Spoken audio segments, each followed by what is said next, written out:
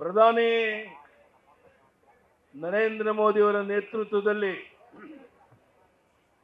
ಇಡೀ ಪ್ರಪಂಚ ಅಚ್ಚರಿ ಪಡೋ ರೀತಿಯಲ್ಲಿ ನಮ್ಮ ದೇಶದ ಅಭಿವೃದ್ಧಿ ಆಗ್ತಿರೋದನ್ನ ತಾವೆಲ್ಲ ನೋಡ್ತಾ ಇದ್ದೀರಾ.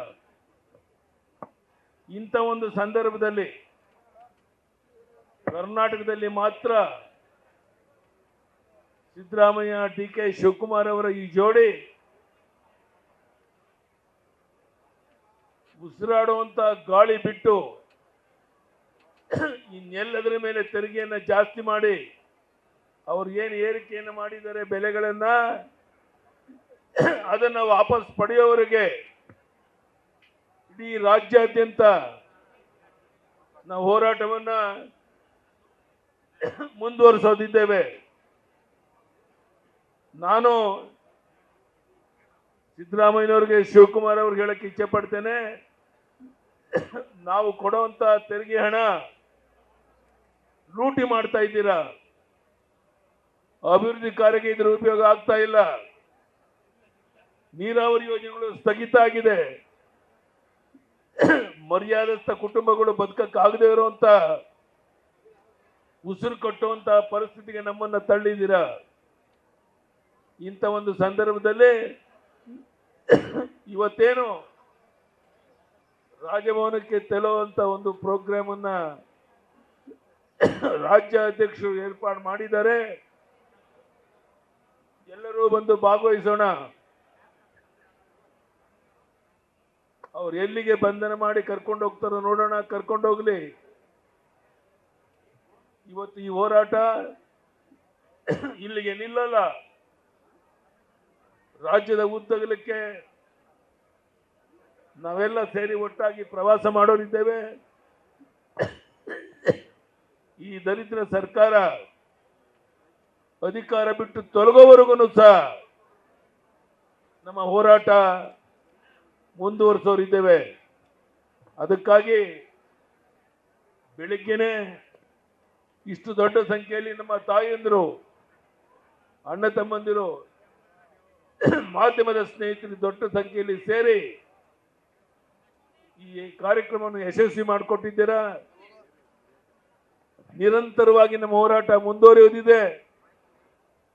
ಎಲ್ಲ ಸಂದರ್ಭದಲ್ಲೂ ಸಹ ಇದೇ ರೀತಿ ನಮ್ಮ ಕಾರ್ಯಕರ್ತರು ಇವತ್ತೇನು ಕೆಲವು ನಿರ್ಧಾರಗಳಾಗಿದೆ, ಕೆಲವು ವಿಷಯಗಳ ಬಗ್ಗೆ ಚರ್ಚೆ ಆಗಿದೆ, ಅದೆಲ್ಲವನ್ನ ನಿಮ್ಮ ಜಿಲ್ಲೆಗಳಲ್ಲಿ ಕಾರ್ಯಕರ್ತರಿಗೆ ತಿಳಿಸೋದ್ರ ಮೂಲಕ ಒಂದು ಜನಾಂದೋಲನಕ್ಕೆ ಜನರನ್ನ ಸಿದ್ಧ ಮಾಡಬೇಕು ಅಂತ ಈ ಸಂದರ್ಭದಲ್ಲಿ ಹೇಳ್ತಾ ನಾನು ಇಷ್ಟೇ ನಿಮ್ಗೆ ಹೇಳಕ್ಕೆ ಇಚ್ಛೆ ಪಡುವಂತಹದ್ದು,